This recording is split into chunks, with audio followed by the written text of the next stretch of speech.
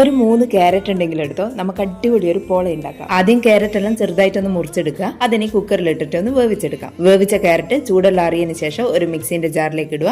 അതിന്റെ അകത്തേക്ക് ഒരു 3 മുട്ട പൊട്ടിച്ചിട്ട് ഒഴിച്ചു കൊടുക്കുക. ഇനി ഇതിന്റെ അകത്തേക്ക് ഒരു 1/4 കപ്പ് അളവിൽ പാൽപ്പൊടിയും ഒരു 1/4 കപ്പ് അളവിൽ പഞ്ചസാരയും പിന്നെ കുറച്ച് ഏലക്ക പൊടിച്ചതും ഒരു പിഞ്ച് ഉപ്പും ചേർത്തിട്ട് നന്നായിട്ടൊന്ന് അടിച്ചെടുക്കാം. ഇതുപോലെ ഫൈനായിട്ട് അടിച്ചെടുത്തതിന് ശേഷം ഒരു കുഴിയുള്ള ഒരു പാത്രത്തിൽ കുറച്ച് നെയ്യ് ഒഴിച്ചു കൊടുക്കുക. അതിന്റെ അകത്തേക്ക് കുറച്ച് അണ്ടിപ്പരിപ്പ് ഇട്ടിട്ട് ഒന്ന് റോസ്റ്റ് ചെയ്തെടുക്കുക.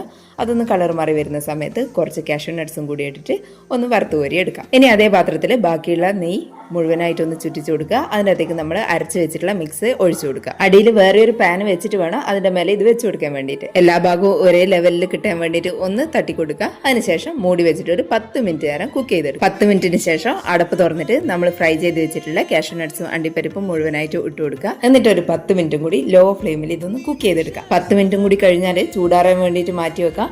നന്നായിട്ട് ചൂടാറിയാൽ മാത്രം ഇത് പാത്രത്തിൽ നിന്ന് എടുത്തു മാറ്റാം. നല്ല ടേസ്റ്റി ആയിട്ടുള്ള വായിലിട്ടാൽ അലിഞ്ഞു പോകുന്ന ഈ ക്യാരറ്റ് പോള എല്ലാവരും ഒന്ന് ഉണ്ടാക്കി നോക്കേ.